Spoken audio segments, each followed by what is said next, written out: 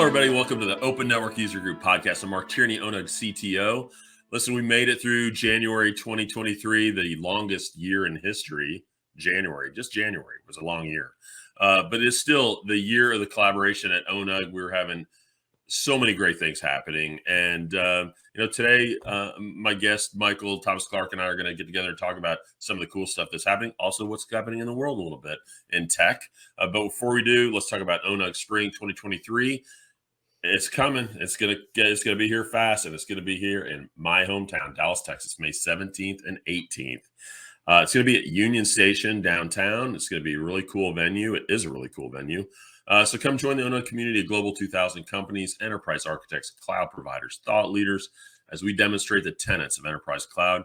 Go to onug.net to register for this event today. You can use the promo code ONUG podcast. ONUG podcast, and you get a truckload of cash off, 20% off. And be there. Just be there. It'll be great. All right. So join me today, like I mentioned, Michael Thomas Clark. Michael is the co-chair of the Cloud Native Security Working Group. He does a lot of things for us at ONUG, and a great guy. Michael, during pre-show, told me that I need more cowbell. I mean, what's up with that, Michael? Like, where's the love, man? Like, we have no opening theme song, and so cowbell. I heard that's your instrument, right? I have zero musical talent. You, on the other hand, are a musician, and I heard it shows. Too. You're very artsy. I heard that too. I heard that you had no talent, but right, you're an artsy guy. Well, I play one on TV. Well, what I like about artsy people is, they're really in touch with their emotions. They're in touch with, kind of how things are, the connectedness of the world. And we are in a really weird time on the planet. And we were going to talk a little bit about ChatGPT. How can you not? Like, how can we not talk about ChatGPT? It's all the rage. And in a previous life, in a previous podcast, I used to talk a lot about the trough of despair, this idea of, and the term's used in a lot of different contexts, but in the tech world, it's usually this concept of, okay, we've got sort of like normalized stuff, and then we introduce some pretty big technical shift, right?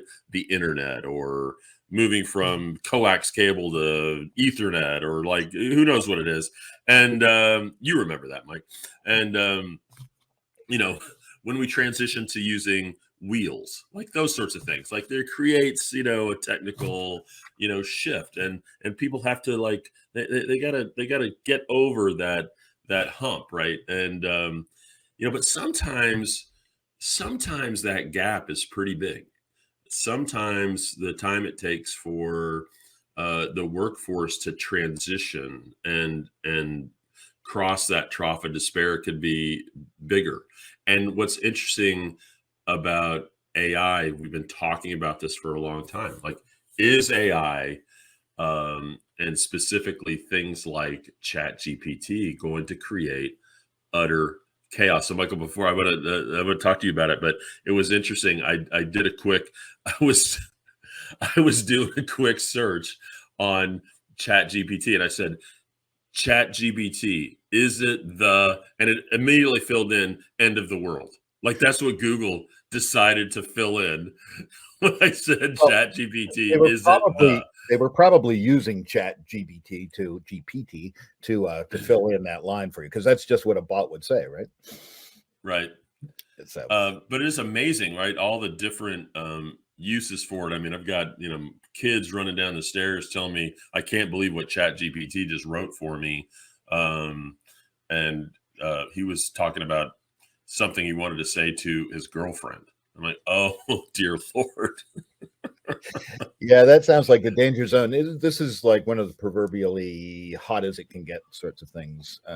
I suppose it's somehow equivalent to these big tectonic shifts, like the invention of the wheel or the printing press. Although I hadn't read that one yet. I've read other claims and counterclaims and all kinds of fear and loathing, right? And it's only been out for 2 months. It's worth reminding ourselves of that. So what do we really know about this open AI product, which is seemingly increasingly something that Microsoft has its hands on, $1 billion bet that has turned into a $10 billion bet, which has now led um, Google. I don't know if you've heard this one, but Google has brought back at the behest of um, Mr. Pichet, the CEO of Google, brought back Sergey and Larry to sit in on daily meetings about what their AI strategy is, and those guys are now getting involved back on a day-to-day basis after being away for a couple of years. So it's Google is looking at this, and they actually called it a code red alert that they needed to respond to. But much hype, much fear and loathing. What does it really boil down to? And why should we care in the enterprise, right? Yes, it can write your fourth grader's social studies paper. That seems pretty clear. It also seems pretty clear that if you read it, as a couple of weeks ago, a major newspaper published something like 10 ChatGPT essays, and they were all, a 2-minute read. And so I called up my friend, the grade 4 teacher, and the two of us went through them. And between the two of us, we figured out about 90% of, we got 90% of we ID'd the ones that were created by Is Chat. that right? Is it literally a test? Like, can you pick the fake kind Yeah, of deal?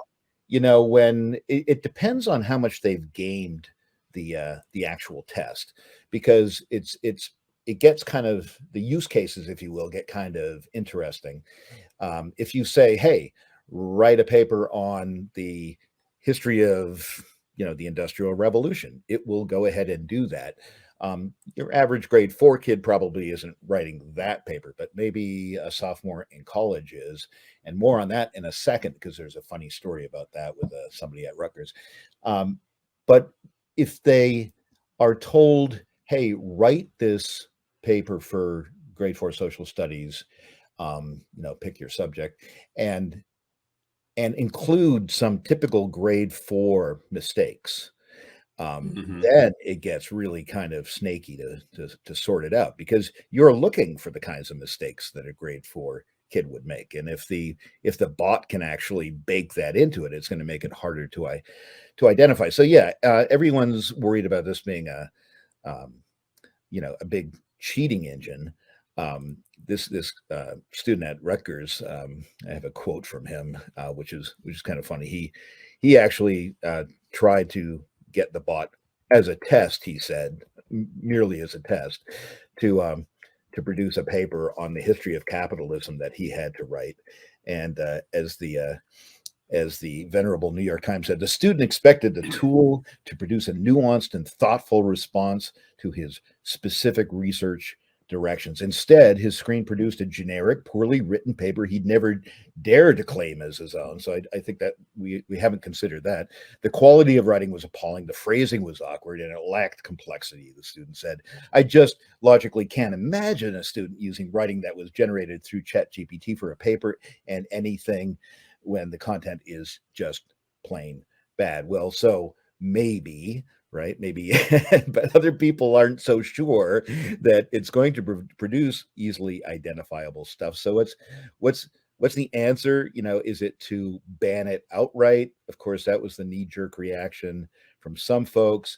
Other folks are stepping back now and saying, well, wait a minute, what if we actually use this in the teaching process, using it as a research assistant? I mean, if the point of academic research is to better the lot of society, mankind, make a better technology, Right, sure, we could accelerate the process, right? right? And teach people about AI. What does AI do well? What does it do badly at this juncture? What does it need? We're probably going to need to agree on a set of standards as to how it can be used, rather than just ban it outright. But I think before we get to that point, we're going to see a lot of up and down and gnashing of teeth. But so for me, beyond the freak out component, what's the obvious question for technologists is, okay, so how do we use this? And I don't know about you, but I remember, as being an operations guy, that we had for a while this focus on AI ops. So if we can decide that bots aren't necessarily bad things, algorithms can be put to use.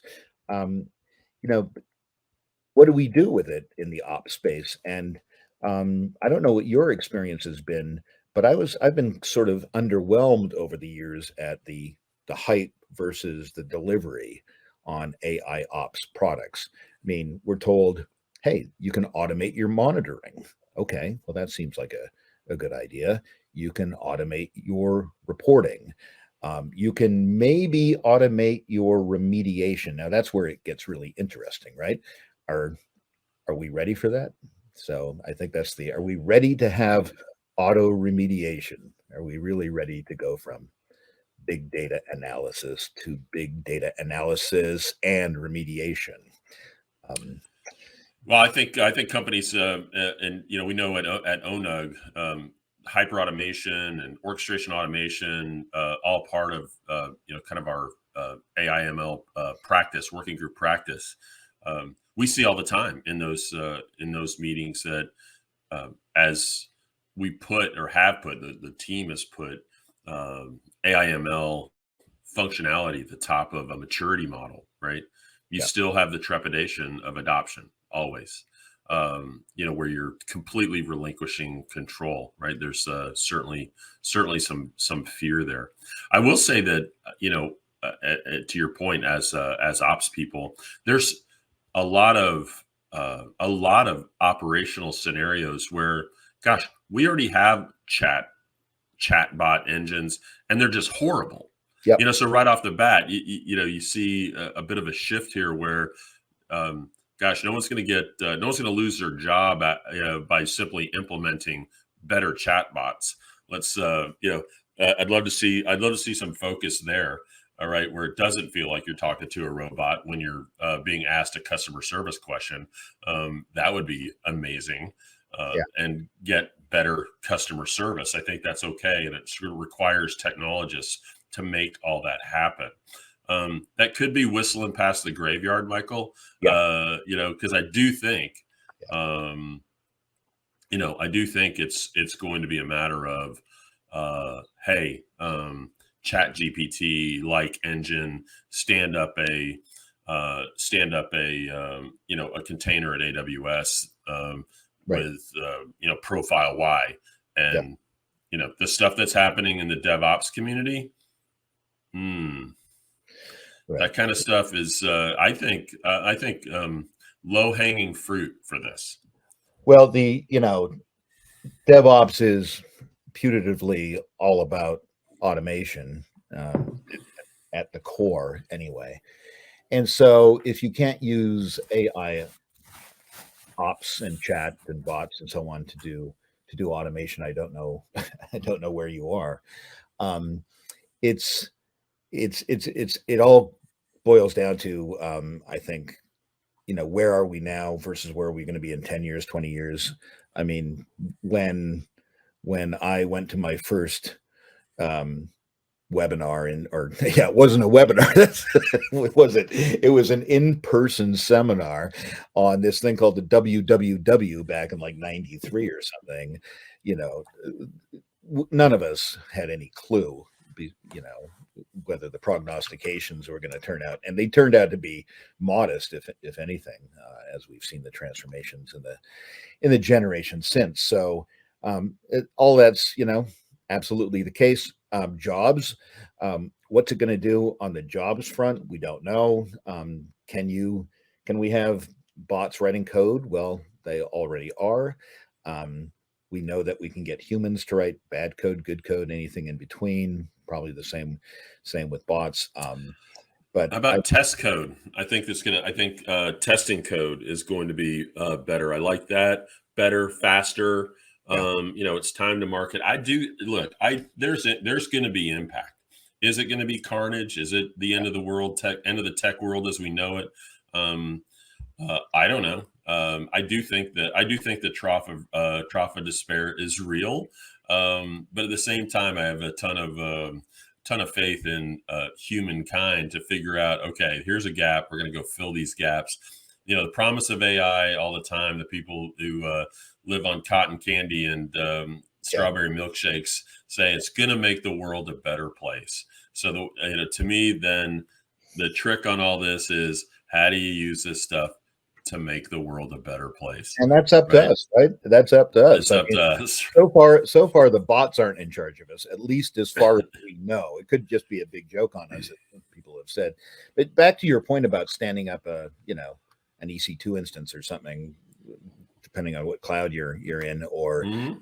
setting up your VPC. The the exciting part for me is that I don't have to really. I can imagine that I don't have to worry 10 years from now about whether somebody is going to get their CloudFront template properly configured. AI is going to tell me whether this thing is properly configured, and we're almost there now. I mean, so if I stand this thing up, that's the result of automation, isn't going to have you know, is going to allow 000, slash zero, inbound on the ingress into my VPC for the entire World Wide Web, internet, so on and so forth. And I think that's where that's really low hanging fruit. Make sure that I apply. I mean, you and I work on policy as code. This would be a natural, it would seem to me, to say, here's the business intent. Here are the rules that flow out of that business intent with regard to, say, zero trust architecture. How do we make sure that the NIST zero trust architecture um, rules and regulations, if you will, are being complied with? So, yeah, I'm bullish. So, Yeah, no, it's good. Like a lot of things, this is going to boil down, in my opinion, to what organizations are both technically and culturally uh, and with intention developing their AI skills inside, right? Because yeah, if they're not, then you're gonna have a different kind of problem, right? You can't. I don't think you can ignore. No, no, no. You can't ignore what's happening. yeah, You simply can't ignore it, right? So it's a matter of, um, my advice to executives, both on the business and technical side, is understand that this change is coming. It doesn't have to be the end of the tech world as we know it, but you better get in front of this and understand how you're going to implement these types of functions and functionality into your business model. Um, um, because, quite frankly, how you're going to attract talent to support all this is going to be a big deal, right? yeah, And Michael, you like to talk about jobs, yeah. so yeah. Talent is the thing, right? So, like me, I'm sure you're surrounded by news over the last, since Christmas, really, and before, I suppose, about one layoff after another. The numbers have been kind of big, right? I mean, uh, Hmm. 2 weeks ago, 10,000 at Microsoft. Just before that, 12,000 at Google, 18,000 at Amazon. Um, only 3,000 at Cisco. And of course, Mr. Musk went ahead and bought a company and then laid off 50% of his workers, which is only 3,500 or so people. They weren't doing anything anyway. That's right. They were not sufficiently hardcore. Uh, I guess he won't be a sponsor of us now. So at any rate, so you think, oh my God, everybody's losing their job, right? And yet you go look for the data, and I mean, front page of the paper this morning was all about how we have a 3.4% general unemployment rate in the United States, the same level we had in 1969. We've danced around with that level before the pandemic. So from that perspective, things aren't looking so bad. Most specifically, though, 1.7%, I read yesterday, 1.7% unemployment rate in tech, as declared by the employment jobs website dice.com. And so the big tech companies are sucking all the oxygen out of the room on this subject. But we've got 340,000 open tech jobs around the country. By my research, 11% year over year higher tracking. 8 metro areas, some more data, 8 metro areas in the States with over 10,000 job openings each. You can imagine where they are. And my favorite stat is 3.4 million infosec jobs going begging around the world.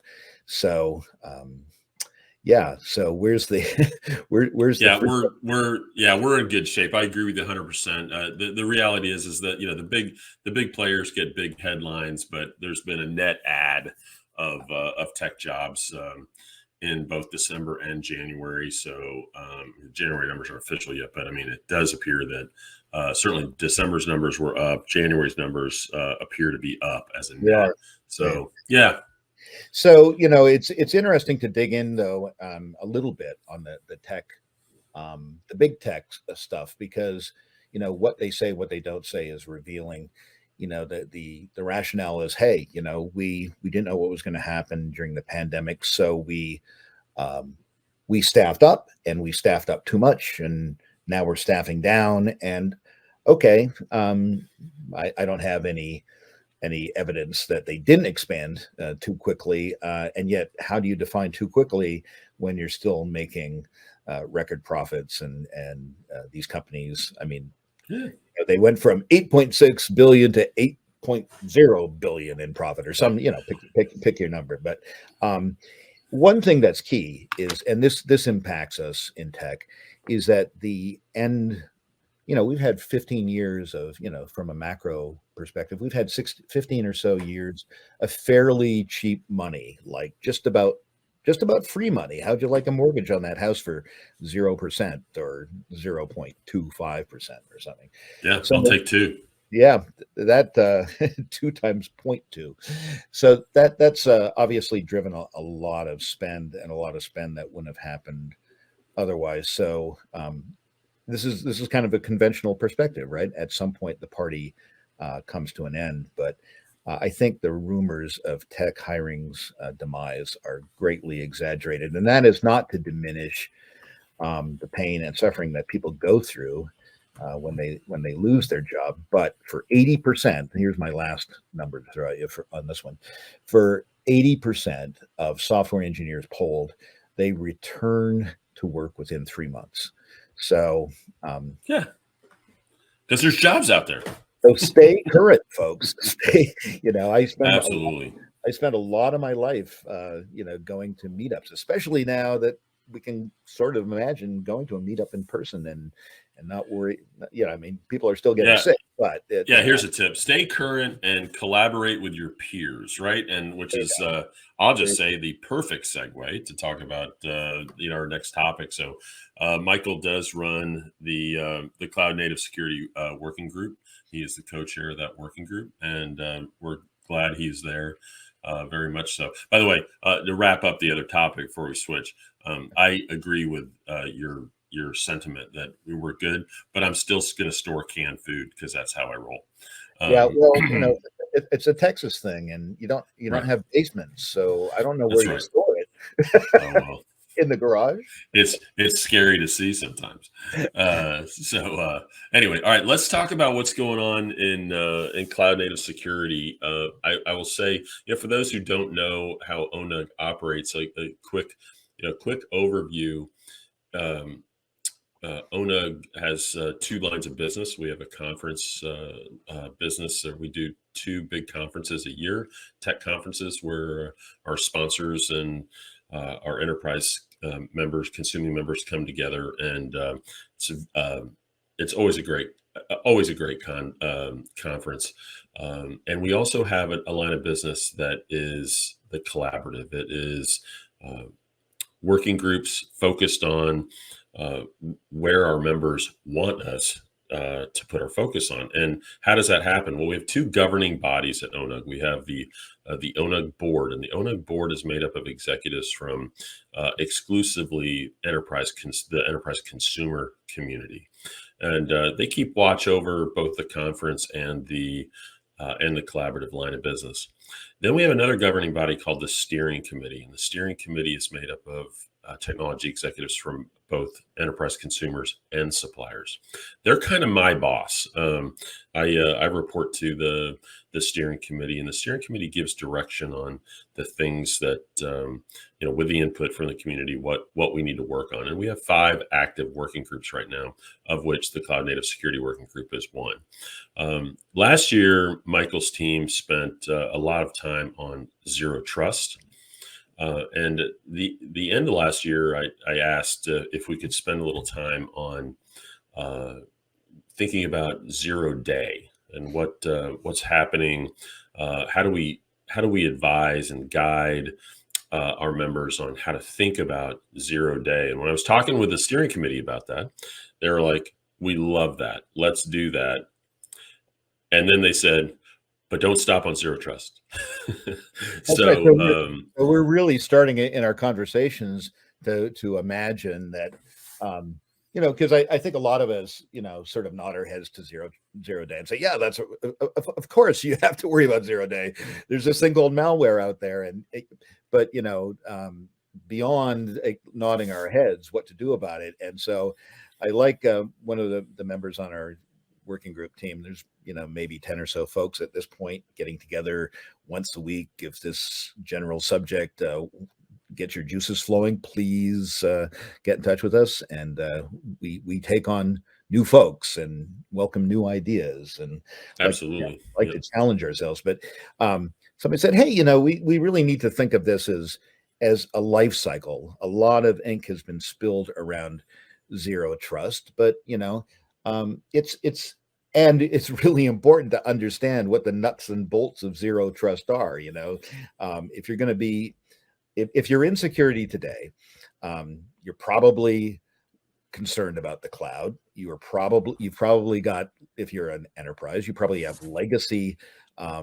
applications, you probably have legacy environments. And so you're not talking about any sort of, perfect, pure environment of cloud only or a single cloud provider. It's probably multiple cloud providers if you're a big enough enterprise, and hybrid with, connections back to legacy data centers and so on.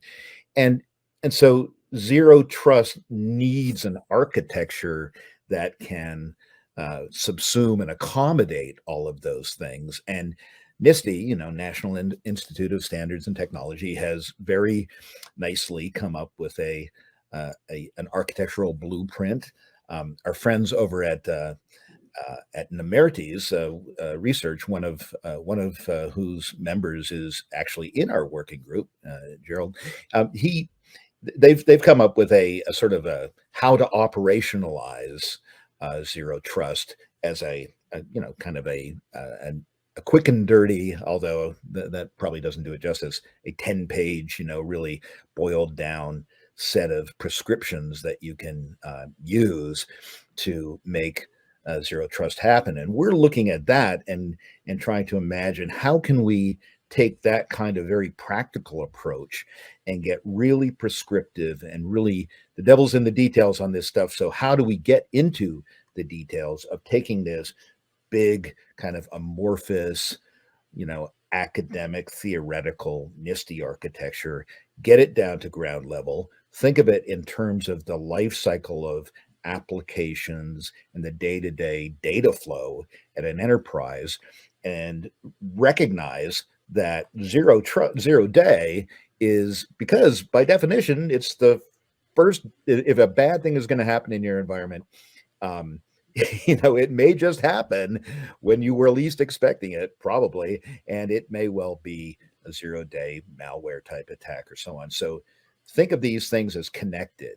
And can you take this zero trust set of principles and standards and architectures and integrate a 0 day awareness response into it? Because there's not so much about 0 day that's architecture. It's much more plugging into the yes. approach that you're taking in general with security, which should be defined by zero trust. And so that's what we're trying to do playbooks that bring this all home to people. I love it. Yeah, you're absolutely right.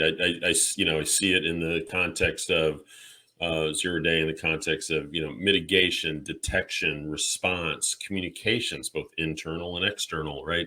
And these are more of these tangential concepts that brush up against zero trust in its totality. I One thing I love, you said connected. Um, Within the working groups, there's really not a working group that we have at ONUG that isn't thinking about zero trust and how we implement the concepts into our other uh, areas of focus.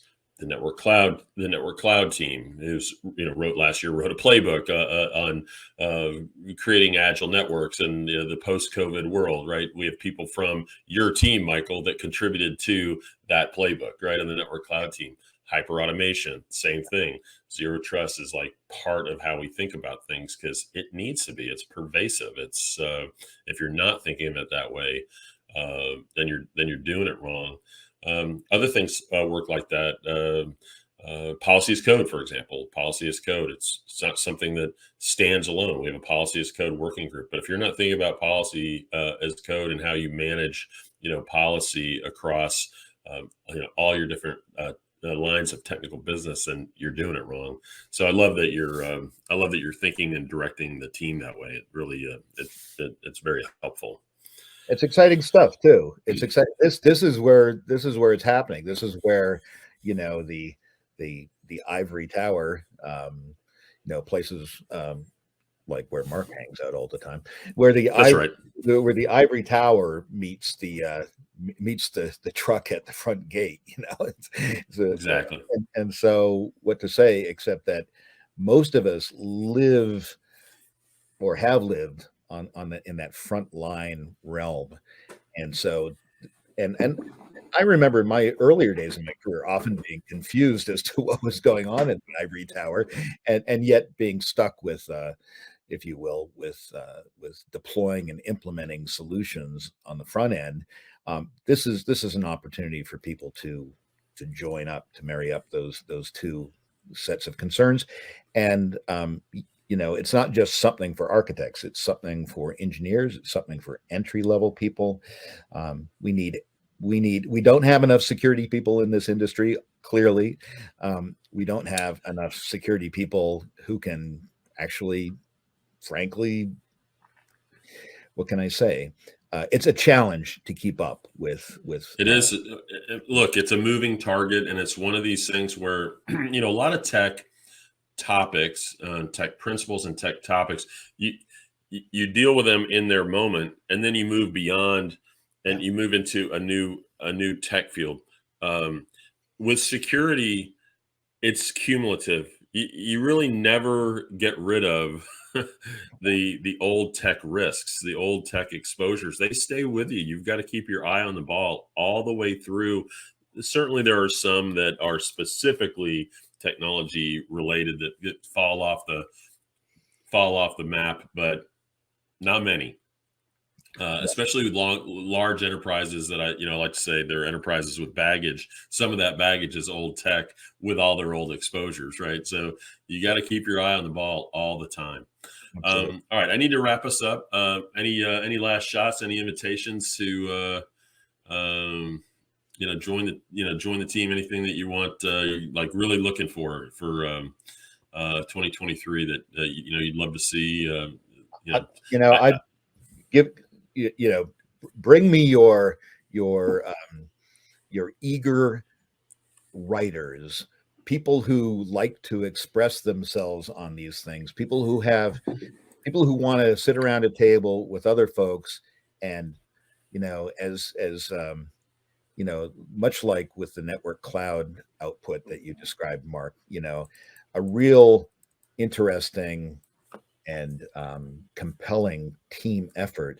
Clearly, a lot of hours went in. Clearly, a pretty impressive number of people and talented people. But whether your contribution is big or small, we just want people at the table.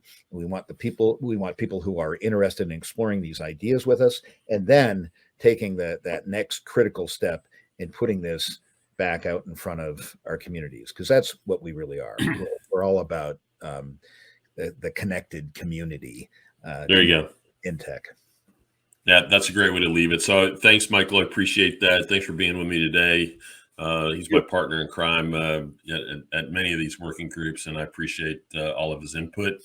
So that's it. So, listen, if you want to get involved, join an ONUG working group. Get involved in what we call the ONUG Collaborative. You can do that by going to onug.net. You find out about some of the hot stuff that's going on, like the Cloud Native Security Team, Policy as Code, Automated Cloud Governance, Network Cloud, Hyper Automation. We've got something out there for everyone. We've had some really great companies join us recently. So go to onug.net, find out all about those companies, both supplier and consumers. On behalf of the ONUG community, thanks for joining us today, and we will see you on the next ONUG podcast. Thanks, everybody.